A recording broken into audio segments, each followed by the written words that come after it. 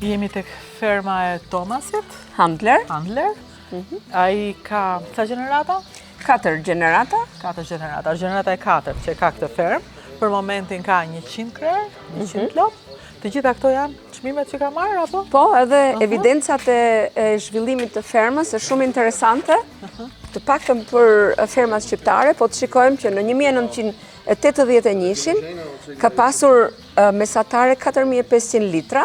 Këto janë gjitha vitet, 4500 litra mesatarisht për krerë në vit. Ndërkohë që në vit kishte prodhonte 4500 litra. Dhe është relativisht shumë i ulët, tregon që edhe këta nuk kanë qenë ndryshe nga Shqipëria në 81-shin. Pastaj ndërkohë po të kalojmë fundit që e ka? Po të kalojmë ndoshta edhe për të parë Schaumann. Schaumani po. Është produksi. Sepse nga Austria vjen në Tiranë, nga Austria Premix është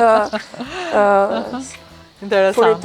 Çfarë hanë lopët e tij janë dhe lopët e fermave tona. Eksakt.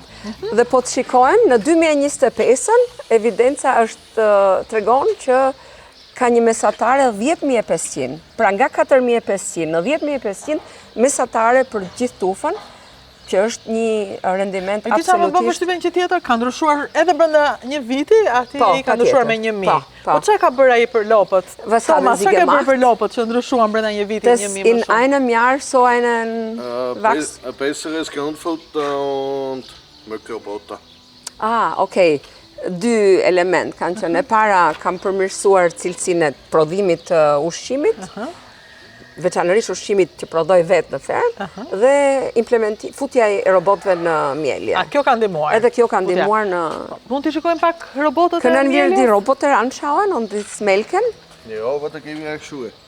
Po do jap këpuc. Gjizme.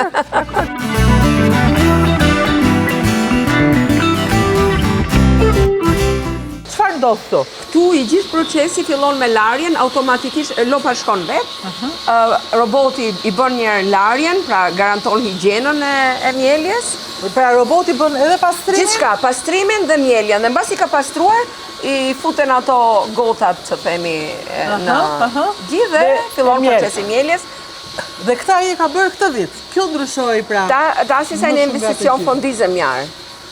Nein, 2023. Jo, në 23-shin. Po natyrisht periudha sa për... Si e ka bërë dikur përpara mjeljes? Und vorher war mit einem Melkstand. Milchstand. Me stacion. Që është në Shqipëri, që kanë to. Që ky është pastrimi, ë? Po. Pastrimi i gjirit? Massaji. Vetë. Vi lernen sie die Kühe näher. Mit viel Geduld. Genau. Me shumë durim. Me durim, me mësoj, u dërshje vitë mësonte. Es dauert circa 4 bis 5, 6, 7 Tage. Ka nevoj për një 5-6 ditë, derisa ato adaptohen. Mësoj.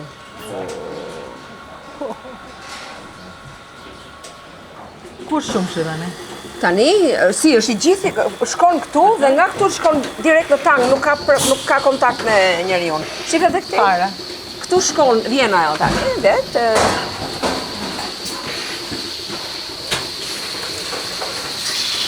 Dhe pastaj mbasi kalon një lopë, ajo bën larjen, disinfektimin, në mënyrë që një smundje e gjirit.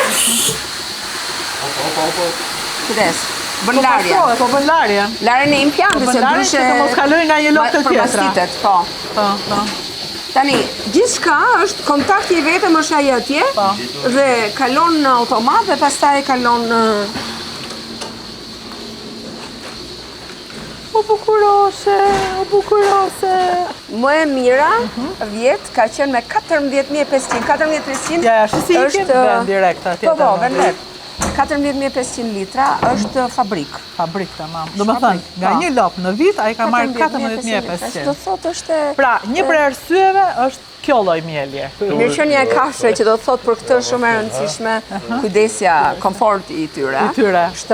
Shtrati me kafshë natyrale, me vend të bollshëm. Pra, vendi i bollshëm, fakti që dalin jashtë, fakti që mile në këtë mënyrë, është kjo lloj mjelje. Sa kushton një mjelje e tillë? Domethënë një roboti. Was kostet so ein Roboter? $315.000 om die 2 gekostet. Këta të dy, do me thënë, diku të 350.000 euro. 350.000 euro. Por, dy robot.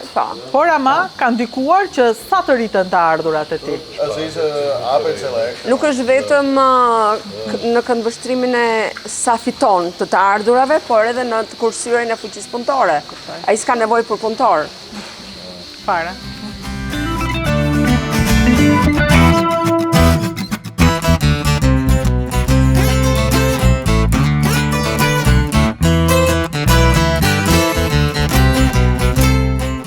Atëre e dashur për ta përmbledhur këtë që pam, që është një eksperiencë fantastike. Dy janë gjërat që Thomas sot i ndryshuan nga jo këtu, se këtu ishte fillimi, po të paktën atje 2023. Nga 9.000 në 10.500 mesatare. Do me thonë, ai kaloi në 1.000 litra plus në vit. Në vit për krerë. Mesatarja, se si tha, një lot vetëm kishte 14.500 litra, çka është një rekord goxha për të respektuar. Super. Pra, dy janë gjërat për t'i përmbledhur. Ushqimi, ndryshoi ushqimin. Themi fal asistencës së vazhdueshme të Schaumanit, që është lider në teknologjitë të ushqyerit, dhe implementimi i robotëve, për cilët ai thotë se kam kursyer nga 4 punëtor, pra familja ai dhe pjesëtarë të tjerë, të cilët milin më përpara. Punonin 6 orë në ditë, sot me robotët ai ka një njeri e gjysmë, ky është kalkulimi që bën, 2 orë në ditë. Kaq është investimi që bën ai në fermë me blerjen e futjen e mieljes me robot, por edhe resurset që ai shfrytëzon, që patjetër. Pra, ai ka gati 100, që i bie është një fermë e vogël në ide. Relativisht e vogël, por me të dhënat, me mënyrën se si ka automatizuar fermën, ai ka një prodhim fantastik, mund thua. Patjetër me 10.500 litër mesatare është edhe në rang europian është patjetër në maja. Plus që ka një tuftë të shëndetshme dhe në një natyrë të mrekullueshme.